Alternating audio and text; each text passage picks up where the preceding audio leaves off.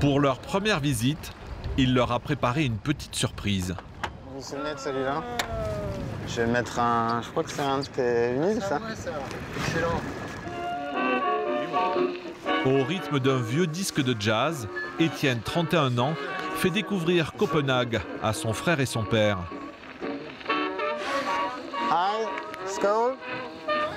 À 50 € la journée, on peut louer ces barques à moteur sans aucun permis, idéal pour visiter la ville et ses canaux. Il y a encore un beau bateau. Bateau de Pirates des Caraïbes. Étienne est architecte. Il s'est installé à Copenhague il y a 1 an. Et depuis, il a découvert l'art de vivre à la danoise et ses spécialités locales. Je te fais un petit smørrebrød. C'est sur du pain noir. Bon, normalement, ils mangent ça avec des couverts. C'est une tartine tellement remplie que tu peux pas la manger à la main. Il faut des couverts.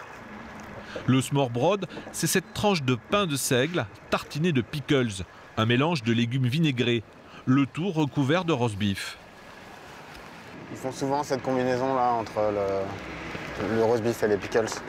Vous offrez à votre famille une vraie expérience danoise là. Sur l'eau, le smørrebrød. Un pique-nique improvisé sur le canal.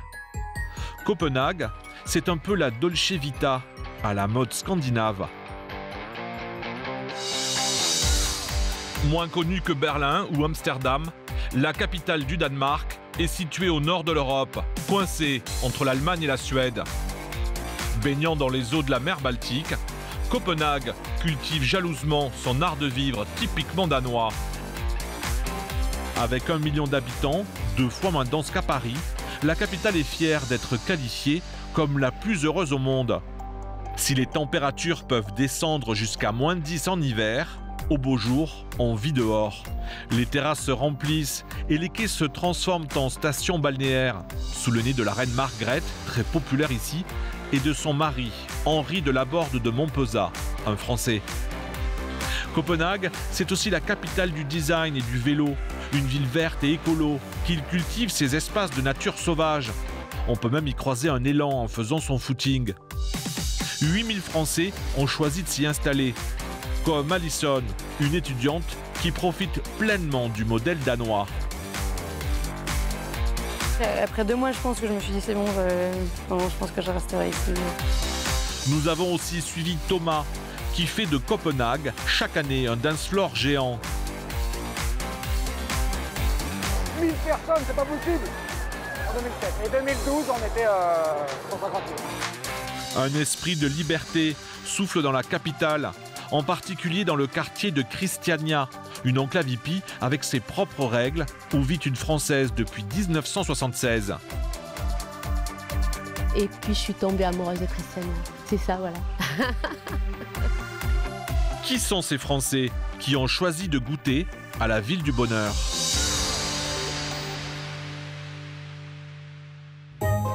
Cette capitale, si souvent citée en exemple comme un petit paradis, une Danoise en a fait son fonds de commerce.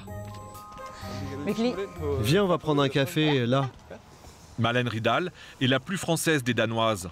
Elle vit à Paris, mais aujourd'hui, elle est venue rendre visite à son frère Jesper. Skal jeg kunne få en egentlig bare en americano? Ja, en almindelig kaffe. Grâce à son best-seller, Heureux comme un Danois, Malène est devenue l'ambassadrice d'un certain art de vivre que l'on retrouve partout à Copenhague. On appelle ça le hygge. Qu'est-ce que ça veut dire, hygge? Hygge, c'est le côté chaleureux, simple, accessible, qui dans la culture danoise un pilier d'être ensemble, de faire des choses simples de la vie, boire du café et des sourires comme là. Se sentir chez soi, où qu'on aille, sans prétention. Les Danois sont connus pour leur humilité. D'ailleurs, dans la rue, il n'est pas rare de croiser la famille royale qui habite le quartier. Ce sont des clients réguliers de ce food truck, où l'on y vend de simples hot dogs, une spécialité typiquement danoise dont raffolent même les princes. Oui, c'est vrai, le prince Joachim est un client. Et quand il était plus jeune, il venait aussi avec son frère.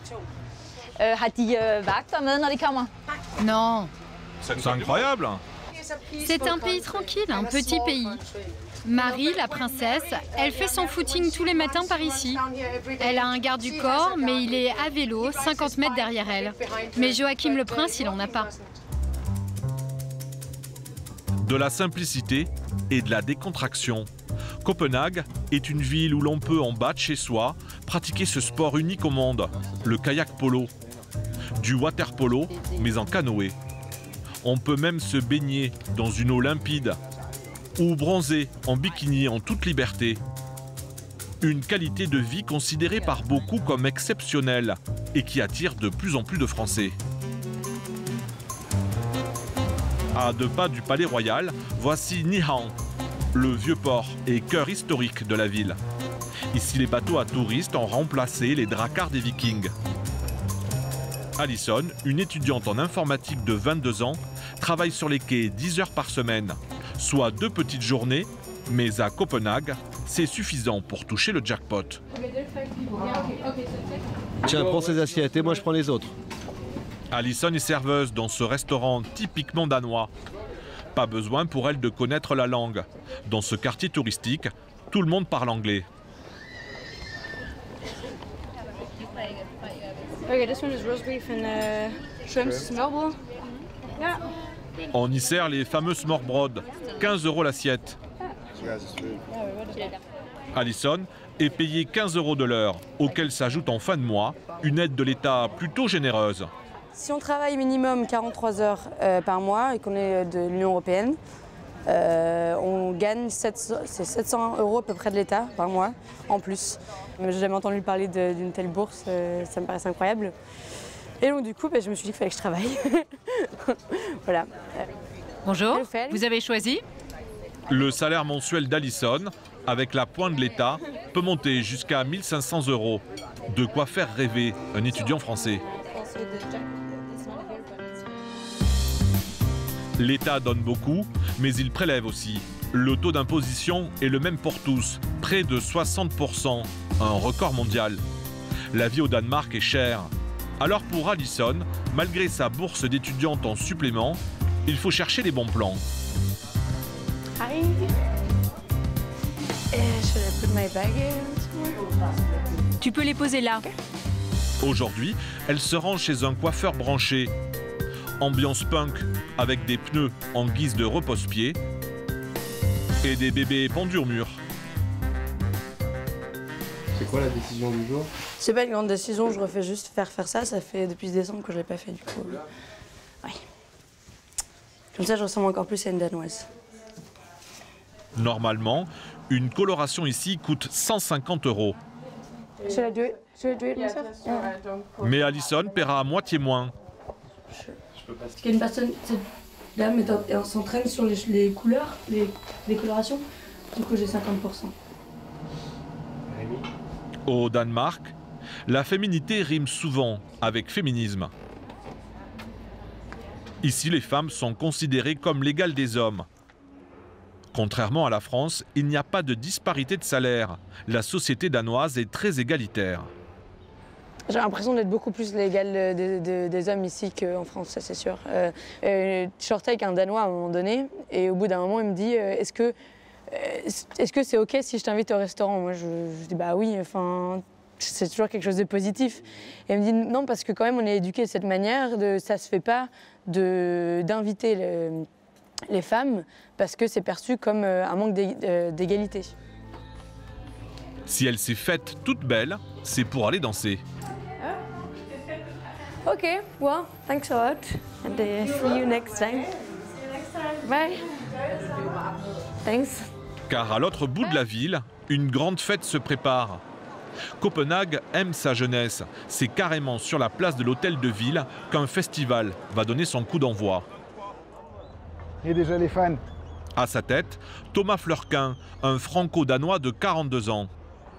Bon, j'attends le mec sécu là. Il est devenu le roi de la fête au Danemark. Hvor du er. Hvad for en balustrade? Ja, men på en stor scene, mener du? Fordi der er 4-5 forskellige plateauer. Det jeg godt kunne tænke mig, det er, at du tager 10 minutter sammen med mig og fortæller mig, hvordan vagterne er placeret, og hvor mange af de her hegn I har rundt omkring. Så jeg kan føle mig helt tryg, at vi ikke bliver overvældet. Bah là, on mettra un de nos gars, là, là, et là-bas aussi. Okay. Son festival, Distorsion, se propage dans toutes les rues de la ville. Un concept proche de notre fête de la musique. Nous, on s'occupe du nettoyage, des toilettes, de la sécurité, du dialogue avec notre ami le maire et toutes ces choses-là. Et donc après, on laisse les jeunes s'épanouir dans la rue et c'est ce qui a fait le succès extraordinaire du projet. Dans quelques heures, 150 000 fêtards envahiront les rues de Copenhague. Certains paieront, d'autres pas, selon les concerts auxquels ils veulent assister. Ajoutez les subventions de la mairie et les sponsors. Ce festival assure tout au long de l'année à Thomas des revenus confortables, 10 000 € par mois. Allez, viens, on va manger. Il vit avec son épouse norvégienne Gro et leurs 2 enfants dans un grand appartement du quartier le plus chic de Copenhague. Il y a 15 ans, c'était vraiment pas cher. Ouais. Par rapport aux capitales européennes, c'était vraiment sous les marchés moyens européens. Maintenant, c'est du 7 000 à 8 000 € de mètre carré. Des prix qui restent malgré tout en dessous du marché parisien. Men vi cykler om 20 minutter, Elsa. Mor kommer tilbage. Skal vi lige rydde tallerkenerne? Je veux mes peluches. Kan du rydde tallerkenerne, Elsa? Mais je veux amener mes peluches au jardin d'enfants. Non. Thomas a beau être le roi de la fête, il n'en reste pas moins un papa modèle. Élever un enfant au Danemark est peut-être plus facile qu'ailleurs. L'État fait tout pour que les parents puissent passer du temps avec leurs enfants, et ce dès la naissance. Ça c'est non. Non. La mère a 1 an entier de congé.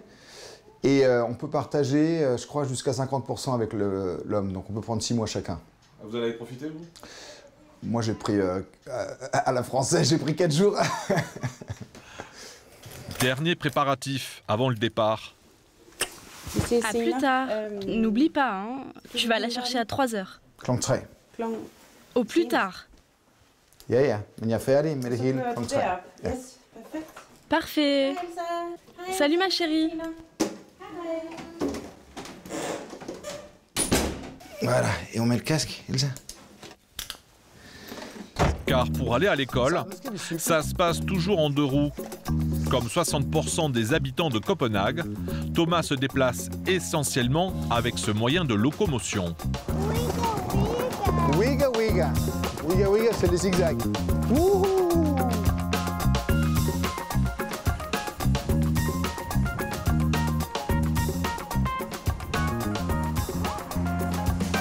Copenhague, c'est la taille parfaite pour faire du vélo. Il y a des pistes cyclables partout et les gens font attention. C'est vraiment une partie intégrante de la ville. Depuis les années 70, tout est fait pour encourager ce mode de transport écolo.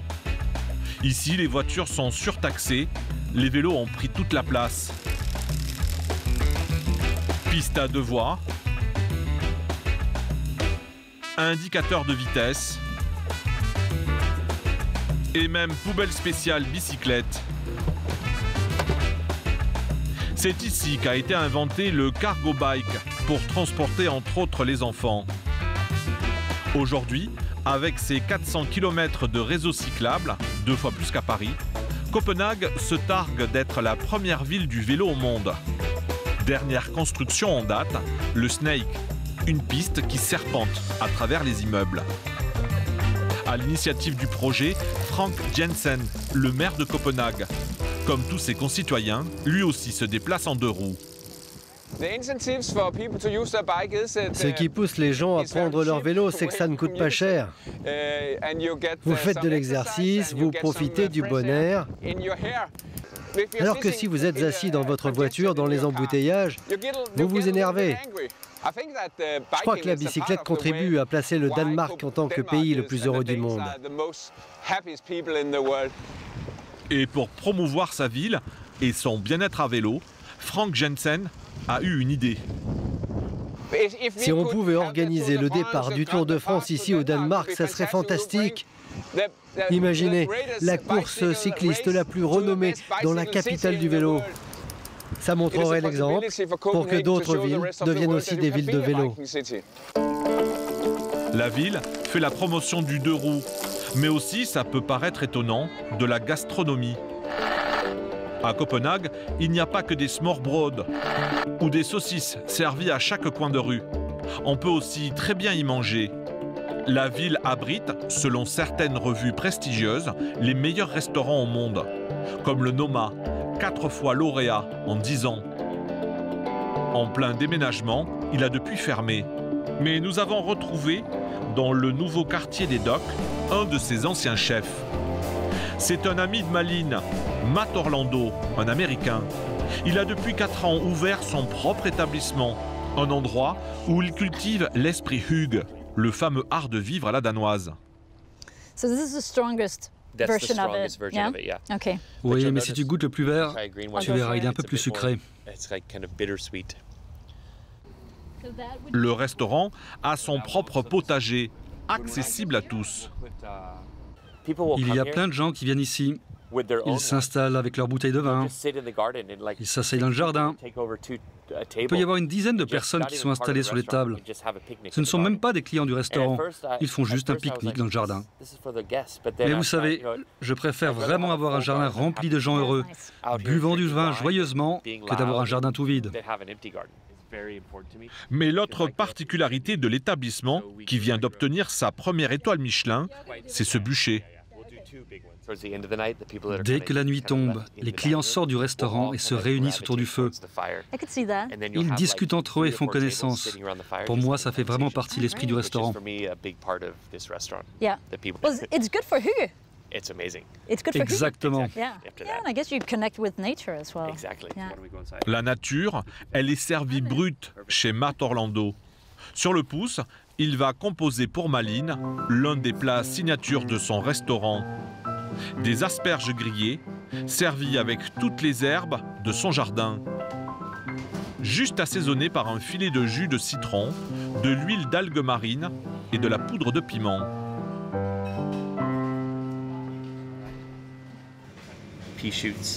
Pousses de petits pois, fenouil, roquette. C'est très très bon. C'est décontracté, c'est simple, c'est très danois. Copenhague, nouvelle capitale européenne de la gastronomie, peut-être bien, mais elle se distingue déjà par son architecture. Des bâtiments ultra-design ont émergé ces dernières années, comme le Nouvel Opéra ou la bibliothèque municipale, surnommée le Diamant Noir. La plupart ne sont pas signés par des gens nouvelles ou des Philippe Starck, mais par de jeunes architectes.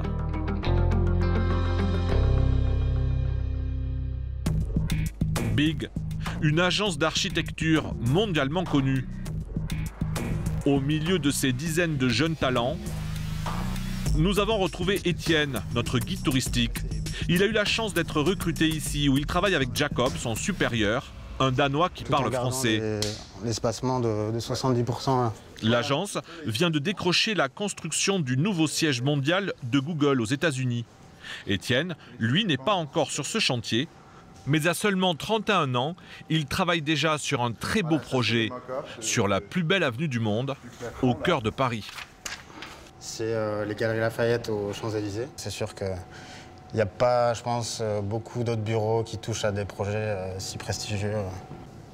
Une expérience chez Big, en tout début de carrière, c'est un tremplin formidable. Et pour décrocher ce job en or, Étienne n'a pas fait dans le CV traditionnel. Sa candidature, c'était une des meilleures choses que j'ai jamais vues, je pense. On a tout, je pense que vous connaissez l'histoire, qu'il a envoyé une vidéo. Sur un CV vidéo, Étienne rappe ses origines, sa formation et son parcours professionnel. Et c'est bien lui qui chante.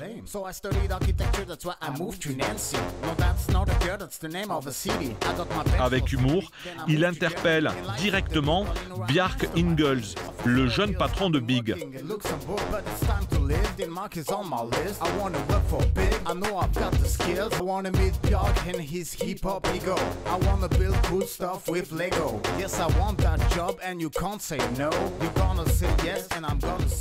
Il y avait quand même une voix qui a dit, mais est-ce qu'il faut qu'on les demande de nous envoyer quand même une CV traditionnelle où on peut voir son boulot, mais je pense qu'on a tous dit, mais pourquoi? S'il arrive à faire ça, qu'est-ce qu'il n'arrive pas à faire? Donc je pense que, je ne sais pas combien de minutes après, tu as eu la réponse que venez.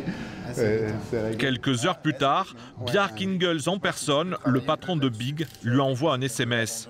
Son contrat est prêt, il n'a plus qu'à venir le signer et se mettre au travail. Au Danemark, faire confiance à la jeunesse n'est pas une exception, c'est la règle. Ok, les cheveux gris, c'est bien, mais ce n'est pas un critère en soi, c'est une couleur. Nous, on ne regarde pas les âges, on ne regarde pas si on a 25 ou 35, 45 ans. Nous, on regarde plus qui tu es et qu'est-ce qu'on a fait et surtout quel esprit. Au Danemark, le marché du travail est très flexible. Contrairement à la France, un salarié qui démissionne peut toucher des allocations chômage. Les patrons, eux, peuvent se séparer de leurs employés sans contrainte administrative ou financière. À ce stade de sa carrière, en France, le salaire d'Étienne avoisinerait les 1 700 €. Chez Big, il gagne le double. J'étais renouvelé 2 fois et on m'a augmenté sans que j'ai rien à demander. Donc, même pas besoin de négocier? Non, j'ai rien demandé. Donc ça c'est assez inouï, quoi, je pense. J'ai l'impression qu'on est quand même assez chouchouté au niveau de l'environnement de travail. On cherche vraiment à ce que les gens soient bien. On n'est pas obligé d'être habillé trop sérieux, on peut vraiment arriver à l'aise. Voilà, c'est pas parce qu'on a les pieds à l'air qu'on est moins productif, au contraire, quoi. 16h30, fin de la journée. Étienne est libre d'arriver et de partir quand il veut. L'important, c'est que le travail soit fait.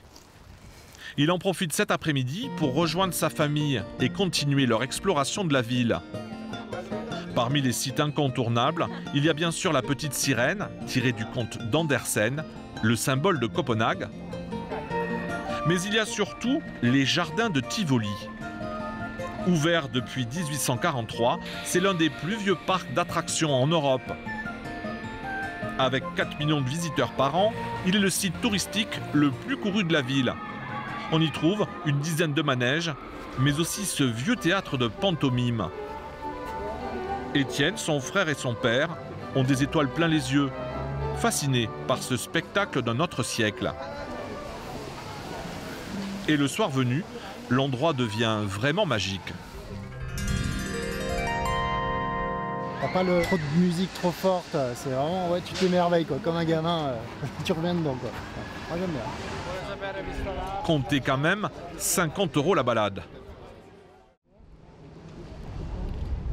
Le lendemain, direction un quartier qui n'existe nulle part ailleurs. Christiania, du nom d'un roi danois, Christian. Une bulle de liberté devenue une attraction pour touristes. C'est un peu le symbole de la liberté, Christiania, pour les gens qui habitent à Copenhague? Ouais, clairement. Moi, c'est ça, quoi. J'ai l'impression que de façon générale, ils sont très attachés à leur liberté. Et ici, c'est un peu un cran au-dessus, quoi.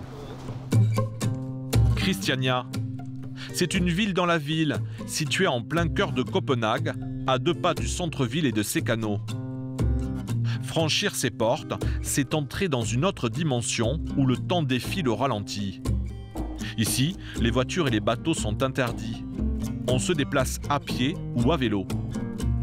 Et au fil des allées, on découvre des bicoques de briques et de broc, toutes plus folles les unes que les autres.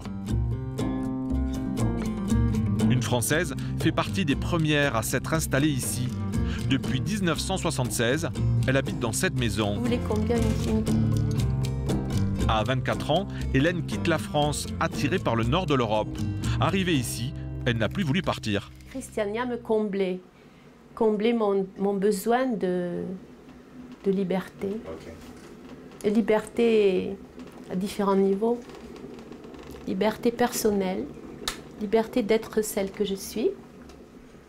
Et puis ce côté un peu fou que j'ai et que tout le monde a ici. Vous pensez que Christiania, ça ne pourrait pas exister ailleurs, à un endroit pareil?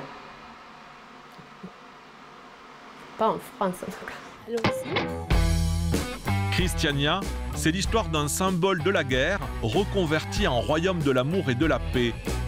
En 1971, cette ancienne base militaire est investie par des hippies, des anarchistes, des intellectuels, des artistes et des étudiants. Une communauté autogérée et démocratique, un laboratoire social. Seulement 3 lois régissent le quotidien des 800 christianites. Pas de violence, pas d'armes et pas de drogue dure. Pendant 40 ans, le gouvernement a tenté à plusieurs reprises d'exclure les indésirables et de reprendre possession des lieux. En vain. Hélène et ses amis christianites ont toujours résisté.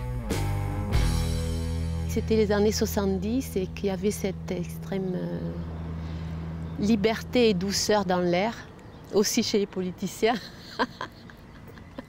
Et donc après, c'était pratiquement impossible de nous mettre à la porte. Là, on est combien? On a 4 ou 5 générations. On a nos petits et puis des gens qui ont 80 ans. Pour garder l'originalité des lieux, le gouvernement a interdit toute nouvelle construction. À Christiania, rien ne s'achète, rien ne se perd, mais tout s'échange. Donc ici, c'est un endroit où on met ce qu'on ne veut plus avoir dans sa maison et puis tout le monde peut prendre ce qu'il veut, gratuit. Si vous voulez savoir, tout ce que je porte sur moi, je l'ai trouvé ici. On trouve de tout. Des vêtements, des livres et des jouets pour les enfants. On peut tout trouver ici, même des bijoux. Hélène, la Française de Christiania, est bien connue de tous les habitants. C'est le dispensaire. C'est là que j'ai travaillé le plus longtemps. Elle y a travaillé pendant 12 ans. Chaque jour, elle devait soigner les corps et les cœurs. Dans ce reportage tourné il y a 20 ans, on la voit au travail, dans ce même dispensaire. À Christiania, très difficile. Mais bon, intéressant d'une certaine façon. Mais... Pourquoi c'est très difficile? Parce qu'il y a beaucoup de cas sociaux ici à Christiania. 20 ans après, le dispensaire reçoit une fois par semaine la visite d'un médecin. Mais les plantes et la médecine alternative restent ici la priorité. C'est fantastique les herbes là. Et on fait des mélanges d'herbes pour être heureux, pour faire l'amour, pour la beauté, pour se relaxer. Un thé pour tous les jours. Bon, on fait des mélanges. À Christiania, on aime aussi consommer une autre plante. Bon, ben... Celle qui fait planer. On y va? Mais vendeurs et consommateurs se cachent. Ils ne veulent pas être filmés. Sur la place de l'épicerie, Hélène retrouve régulièrement ses amis de 40 ans. Ils savourent ensemble la chance de faire partie de cette communauté à part. Tout le monde est beau et gentil ici. C'est comme ça. Elle est suédoise. Et elle vit ici depuis 40 ans. 40 ans! Ça fait longtemps, mais je n'ai pas réussi à trouver le chemin du retour. Il y avait trop de fumée, alors je suis restée. La folie, la singularité et le côté anarchiste de ce quartier de la capitale danoise continuent de faire débat. Mais Christiania n'est pour le moment pas près de disparaître. Son atmosphère libertaire souffle même aujourd'hui à Copenhague. C'est le premier jour de Distorsion, le festival de musique organisé par Thomas. Et ça se passe de l'autre côté de ce pont. Alors là, on est à l'entrée de Nørrebro. C'est le Pigalle Oberkampf de Copenhague. Ça, c'est le vrai Distorsion avec une quarantaine de scènes et des fêtes de quartier dans tous les coins. Il n'est que 16 heures. La fête ne fait que démarrer et l'esprit est plutôt bon enfant. Des étudiants, des familles et des fêtards se côtoient dans une ambiance qui ressemblerait presque à notre bonne vieille fête de la musique en version électro. Et dire que Thomas a démarré ce festival il y a 20 ans de manière totalement illégale. À l'époque, il était journaliste culturel dans un quotidien local. Il organise une fête dans des lieux alternatifs sans aucune autorisation et se fait vite déborder par les événements. C'était dans une toute petite boutique là, dans cette rue-là et il y avait genre 300 personnes hors de la boutique La police est venue, ils ont vu la fête, ils se sont dit oh ça a l'air sympa. Ils ont pris notre numéro de mobile, ils ont dit écoute les gars, vous faites votre fête jusqu'à minuit, vous m'appelez à minuit pour confirmer que c'est fermé. On leur a dit ok. Entre-temps, ils nous ont fait de la sécurité, ils ont bloqué le trafic pour nous avec 2 voitures de patrouille. On a fermé à minuit et c'est là que ça a commencé. En France, la police aurait sans doute interrompu la fête et l'histoire se serait arrêtée là. Mais nous sommes au Danemark. Thomas, en constatant l'ouverture des autorités, y voit une opportunité. Il instaure un dialogue avec la mairie. La fête, plutôt sauvage à ses débuts, devient officielle et prend très vite de l'ampleur avec l'émergence des réseaux sociaux. L'année d'après, pour la première fois, on a eu 1000 personnes dans la rue. Et on était là. 1000 personnes, c'est pas possible. En 2007. Et 2012, on était 150 000. 150 000 personnes dans les rues et une jeunesse danoise qui exulte et profite des premiers rayons de soleil de l'été chaque année. Le festival est devenu une institution dans le pays. Pour se déplacer, Thomas a opté pour ce déambulateur et il ne peut pas faire 100 mètres sans se faire alpaguer par un fan reconnaissant. C'est vraiment unique ce que tu as créé. Tu fédères tout le Danemark, quelle que soit la couleur de peau, la religion, c'est du pur amour. Jusqu'à minuit, le patron va passer de scène en scène pour s'assurer du bon déroulement de la fête. Il en profite même pour esquisser quelques pas de danse. Et s'il a le sourire, c'est qu'il est plutôt confiant. En 20 ans de festival, bien que l'alcool coule à flot, Thomas n'a dû gérer qu'un seul drame, la fois où un policier s'est pris un coup de couteau par un déséquilibré.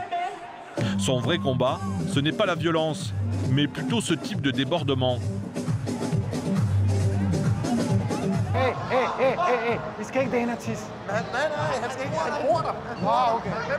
Alors Thomas a essayé de déployer des astuces pour lutter contre les incivilités des fêtards, comme ces pancartes collées sur les murs. Voilà, et là ce qui est écrit c'est pisse dans une grille, et c'est des grilles comme ça. Il y en a partout dans tout Copenhague, donc c'est ce qu'on peut faire pour essayer de protéger les habitants, tu vois.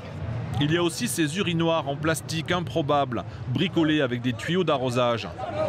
Cet incivisme au pays de la bière, cela commence à agacer certains riverains. Sur le pont qui mène à la fête, Thomas est invité par la télé danoise pour débattre en direct avec une habitante du quartier plutôt remontée. Écoutez, il y en a marre. On a trop de problèmes, on a tellement de choses à faire. On doit mettre des barrières autour de notre résidence pour éviter que les gens se soulagent devant notre porte. Jeg kan se, at vi har en hotline til skyld og til tis og lort. Og det har vi indtil på onsdag i næste uge. Vi har et spécifique telefonnummer. Vi vil rigtig gerne have, du ringer. Oui, eh bien, je suis obligée de réagir, car le manuel de l'habitant, je l'ai regardé. Je pensais que c'était une blague. Vous dites par exemple, allez chez Toys R Us, et vous dites le mot de passe distorsion. On vous donne alors un pistolet à eau, et donc je peux arroser les habitants qui font pipi devant mon porche. Mais vous dites aussi, attention, ne les arrosez pas trop pour ne pas provoquer de bagarre. Attendez, c'est quoi cette plaisanterie ? Depuis la création de l'événement, c'est la première fois que les riverains manifestent leur mécontentement. De quoi menacer le festival ? Pas vraiment. Ça serait vraiment stupide pour la ville de fermer un projet comme ça, parce que c'est un peu le carnaval Rio de Copenhague. Donc on est obligé de forcer un peu la main aux habitants qui... La mairie est avec vous ? La mairie est avec nous, oui, mais bon. Moi je les comprends, je la comprends la dame. En France, les gens ne pisseraient pas comme ça. C'est les Danois, c'est l'esprit viking. Il y en a une qui s'est vite adaptée à l'esprit viking. Alison ne parle pas encore leur langue, mais elle est bien décidée à profiter du festival jusqu'au bout de la nuit avec ses amis.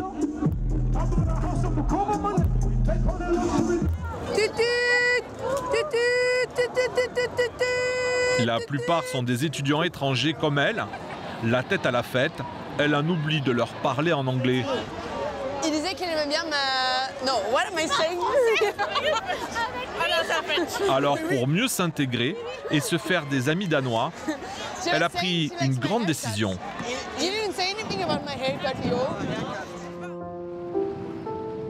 Le lendemain, Copenhague a retrouvé sa tranquillité. Dans les rues, Les vélos ont repris leurs droits. Entre son master d'informatique et son petit boulot au restaurant, Alison se rend 3 heures par semaine à son cours de danois.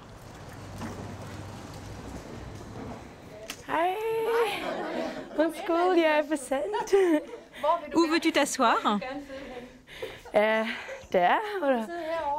Tu es dans le groupe 3, Alison. Ce jour-là, dans le groupe de discussion d'Alison, Emma du Texas et Klaas des Pays-Bas.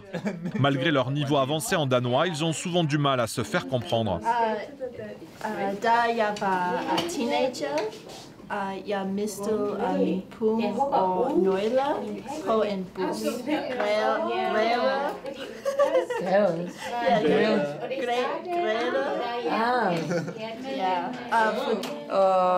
Jeg har glemt